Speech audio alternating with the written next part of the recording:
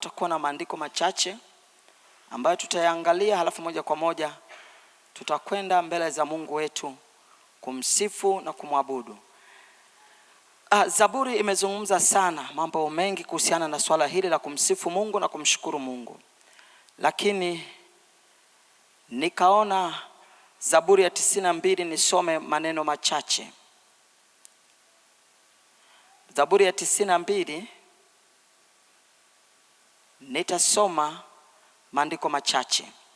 Anasema ni neno jema kumshukuru Mungu na kuliimbia jina lako uliye juu. Ni neno jema kumshukuru Mungu, kumshukuru Bwana na kuliimbia jina lako uliye juu. Kuzitangaza rehema zake asubuhi na uaminifu wako wakati wa usiku. Kwa chombo chenye nyuzi 10 na kwa kinanda na kwa mlio wa kinubi. Kwa kuwa umenifurahisha Bwana, kwa kazi yako nitashangilia, kwa ajili ya matendo ya mikono yako. Bwana, jinsi yalivyo makuu matendo yako, na mawazo yako ni mafumbo makubwa. Bwana Yesu asifiwe sana. Tunamwona hapa mwandishi wa Zaburi alipokuwa anazungumza kwamba ni jambo jema kumshukuru Mungu, kuliimbia jina lake, kusifu mbele zake kwa chombo chenye nyuzi 10, kwa kinanda, kwa mlio wa kinubi, kwa sababu tu Bwana amemfurahisha. Tunasema tunamshukuru Mungu kwa sababu yako matendo makuu ya Mungu ambayo Mungu ametutendea. Tunashangilia kazi za mikono yake, kazi ambazo Mungu amezifanya katika maisha yetu, matendo makuu ambayo Mungu ameyafanya katika maisha yetu. Kwa hiyo mwandishi wa Zaburi anasema ni jambo jema kumshukuru Mungu na kuliimbia jina lake. Kwa hiyo ikiwa yako matendo makuu ya Mungu ambayo yeye Mungu ameyatenda katika maisha yako, basi siku ya leo utamimina moyo wako mbele za Bwana kwa ajili ya kumsifu na kumwabudu Mungu. Lakini Zaburi ya 98 inasema nini? Mwimbieni Bwana wimbo mpya, kwa maana ametenda mambo ya ajabu. Mkono wa kuume wake mwenyewe, mkono wake mtakatifu umetenda wokovu. Kwa hiyo tunaona pia hapa Zaburi hii inazungumza kwa habari ya kwamba tunatakiwa kumwimbia Mungu wetu.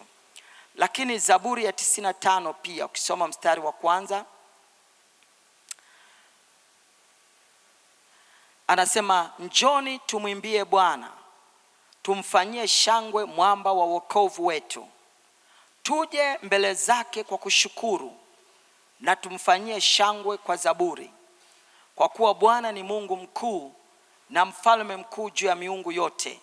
Mkono wake zimo bonde za dunia, hata vilele vya milima ni vyake. Bahari ni yake, ndiye aliyeifanya, na mikono yake aliumba nchi kavu. Njoni tuabudu, tusujudu, tupige magoti mbele za Bwana aliyetufanya nini? Aliyetuumba. Kwa maana ndiye Mungu wetu, na sisi tu watu wa malisho na kondoo za mkono wake. Ingekuwa heri leo msikie sauti yake. Nataka uone hapa kwamba tunakwenda ni kwa neno la nani? La Bwana. Tunamwona mwandishi wa Zaburi ya kwamba tuje mbele zake, tumwimbie Mungu wetu, tufanyie Mungu wetu shangwe, tumshukuru Mungu wetu kwa zaburi, tuimbe, tufanye nini? Tupige magoti, tusujudu, tuabudu. Kwa hiyo ndicho ambacho tunakifanya siku ya leo. Tunafanya vyote havyo ni kwa neno la nani? Ni kwa neno la Bwana. Unapoambiwa uinue mikono ni kwa neno la Bwana.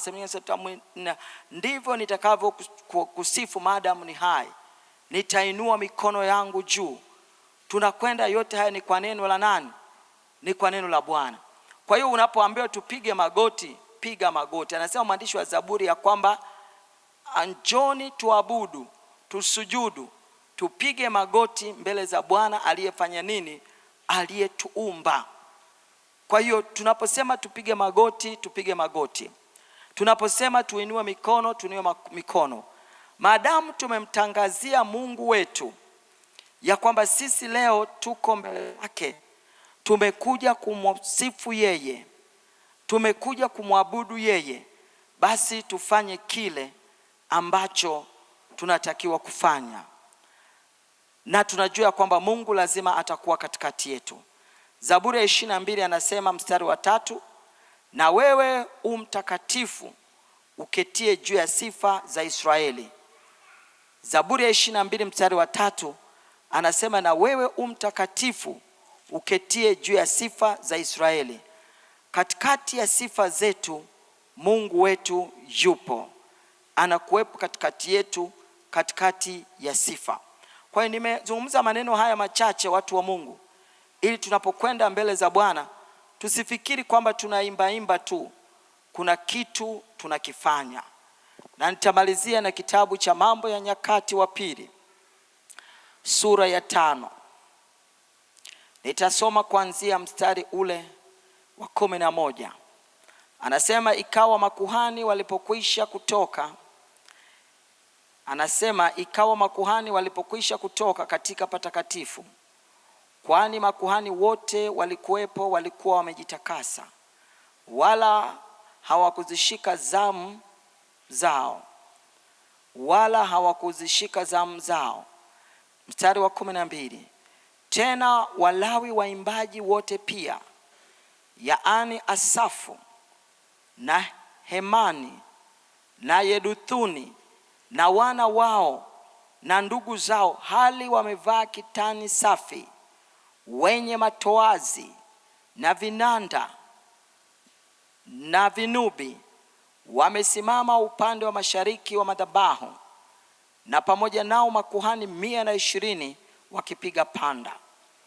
Hata ikawa wenye panda na waimbaji walipokuwa kama mmoja, wakizisikizisha sauti moja ya kumsifu na kumshukuru Bwana, nao wakipaza sauti pamoja na panda na matoazi na vinanda, wakimsifu Bwana wakisema, kwa kuwa ni mema, kwa maana fadhili zake ni za milele. Ndipo nyumba ikajawa na wingu na nyumba ya Bwana, hata makuhani hawakuweza kusimama ili kufanya huduma yao kwa sababu ya lile wingu, kwa kuwa nyumba ya Mungu imejaa utukufu wa Bwana. Bwana Yesu asifiwe. Wenzetu hawa walithamini sana ibada ya kumsifu na kumwabudu Mungu, na ndio maana kulikuwa kabisa na Walawi waliokuwepo wametengwa kabisa kwa ajili ya huduma hii ya kumsifu na kumwabudu Mungu, wakiwa wamejitakasa. Na siku hiyo walikuwepo kabisa katika ibada hii. Makuhani walikuwepo pembeni, waimbaji walikuwepo pembeni, pamoja na familia zao, pamoja na watoto wao, kwa sababu walikuwepo mastadi wa kumsifu Mungu. Na Daudi hao alikuwa amewatengeneza vizuri kabisa. Biblia inasema walipaza sauti zao, wale waliopiga vinanda, wale waliopiga matoazi, wale waliokuwa wanaimba, sauti yao ilikuwa ni sauti moja. Ilikuwa ni sauti hii inayosema, mshukuruni Bwana kwa kuwa ni mwema, kwa maana fadhili zake ni za milele. Nilipokuwa ninaangalia Biblia nikaona huu ulikuwa ni wimbo mkubwa sana ambao walikuwa wanauimba. Hata wana wa Israeli wenyewe ndio wimbo wao ulikuwa, kila walipoambiwa waimbe walisema, mshukuruni Bwana kwa kuwa yu mwema, kwa maana fadhili zake ni za nini? Ni za milele. Hata walipokwenda kupigana vita, walipoambiwa wapange waimbaji hawakuimba wimbo mwingine, walisema mshukuruni Bwana kwa kuwa yu mwema, kwa maana fadhili zake ni za nini? Ni za milele. Unajua fadhili za Bwana ni msaada wa Bwana. Fadhili ni msaada, kwamba mshukuruni Bwana kwa kuwa ni mwema, kwa maana msaada wake ni wa milele. Na walipoimba hivyo, moja kwa moja walimgusa nani? Walimgusa Mungu. Na tukimgusa Mungu, lazima uwepo wake utakuwepo katikati yetu. Neno la Mungu linasema kwamba walipomwimbia Bwana, nyumba ikajawa na utukufu wa nani? Na utukufu wa Mungu. Na hata makuhani hawakuweza kufanya nini? Hawakuweza kuhudumu kwa sababu ya lile wingu. Kwa hiyo watu wa Mungu, leo kila mmoja ambaye amekuja katika ibada hii, vilivyo rasmi imetangazwa ni ibada ya kusifu, kuabudu na kushukuru. Basi fungua moyo wako, ujue ya kwamba tumekuja kumsifu na kumwabudu Mungu. Lakini kwenye kitabu kimoja pale nimekumbuka, kitabu cha Waebrania, Yesu mwenyewe anasema katikati ya sifa anakuwepo katikati yetu, si ndio? Anasema kitabu cha Waebrania katika ile sura ya 2 ukisoma mstari wa 12, akasema nitalihubiri jina lako kwa ndugu zangu, na katikati ya kanisa nitakuimbia sifa. Katikati ya kanisa nitakuimbia sifa.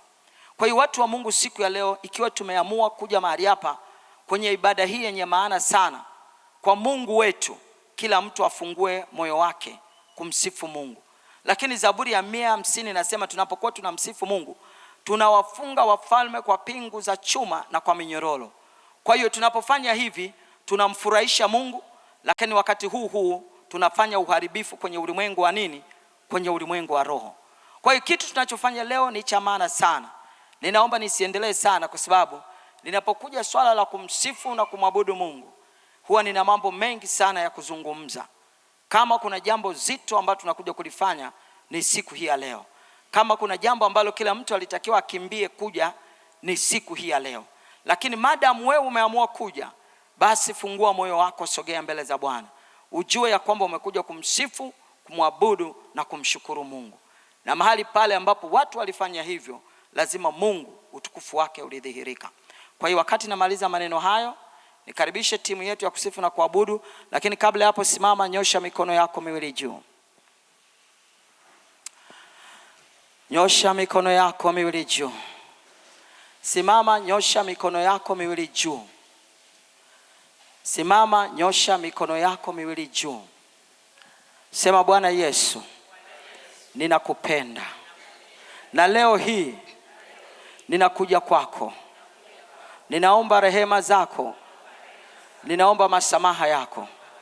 Mahali pale mimi nimewaza, umewaza nini? Unajua. Mahali pale mimi nimenena, umenena nini? Kinyume na mapenzi ya Mungu.